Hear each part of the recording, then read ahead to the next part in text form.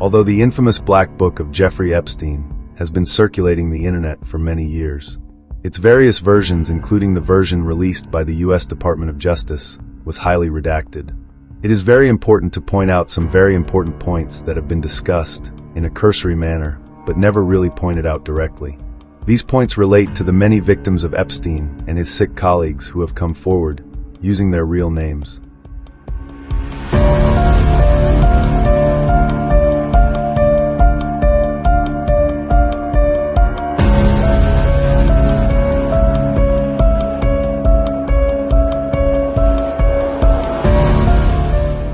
The recent U.S. government release of the Epstein documents is causing enormous controversy, both from the politicians who wrote and passed the Epstein Transparency Act and from the general public.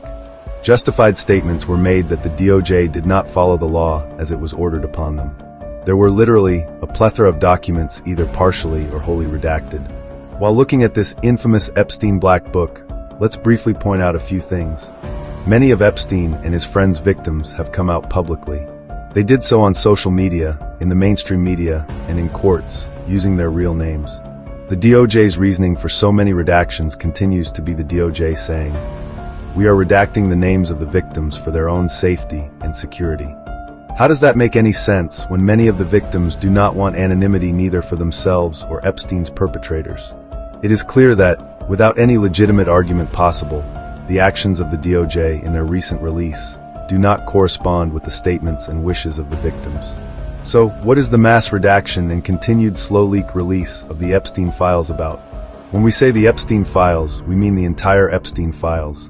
We mean every document and related piece of evidence, so that the victims can finally receive what they have been begging for, some of them literally dying for. This is needed so that the perpetrators, no matter what political party or country they belong to, can be arrested, tried, and if found guilty, immediately, and, with no further delay, sentenced to the most extreme punishment that the law will allow. Looking through the names in the Epstein Black Book on page 92, it's fairly obvious that Jeffrey Epstein kept a meticulous record of his personal, business, and pedophile-related contacts. In short, if he met someone, he surely got, at the very least, their name, address, and a phone number. When we look deeper at the first 92 pages, it doesn't take a genius to see that Epstein's closest friends and colleagues are those who are listed in extensive detail. The listings have multiple phone numbers, email addresses, assistant and secretary names, spouses, email addresses, etc. If you take a moment to look up each of these close colleagues of Epstein, those persons are on both sides of the political aisle. So even putting aside all the other documents in the Epstein scandal for a brief moment, when one looks at this entire Black Book, it is yet another sign, another proof, and another fact that proves undeniably that Epstein and his friends were not all just leftist liberal radicals. They're a group of international, powerful, rich, and famous media personalities, politicians, presidents, etc. We repeat, the Epstein scandal is not a partisan issue. It is not about Democrats or Republicans. It's about sick, perverted pedophiles, many of whom even involve their own children in this horror. This helped create yet another generation, the next generation of victims, many of whom became, or may still become, perpetrators themselves. The media manipulation of this entire matter on social and mainstream media is spinning out of control.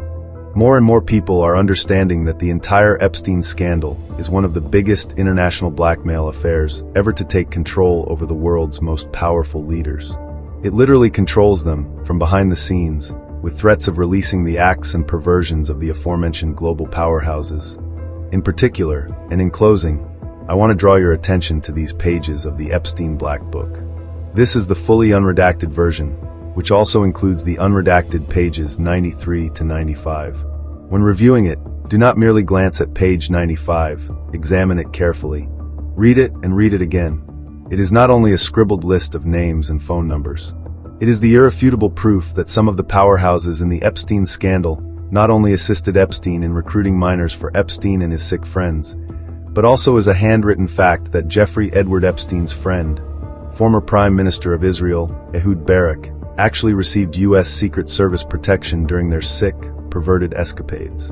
Even the now-deceased Jean-Luc Brennel, Epstein's closest friend in Europe, who allegedly committed suicide while in jail awaiting trial, assisted in all of this. They were protected whether in New York, Florida, New Mexico, on Epstein's Island, or at any number of other locations, and during the voyages between the aforementioned locations. Here's a point to bring into the spotlight. Why was a former prime minister of a foreign country permitted U.S. taxpayer-funded Secret Service protection at any point? This was through a private individual, that being Epstein himself.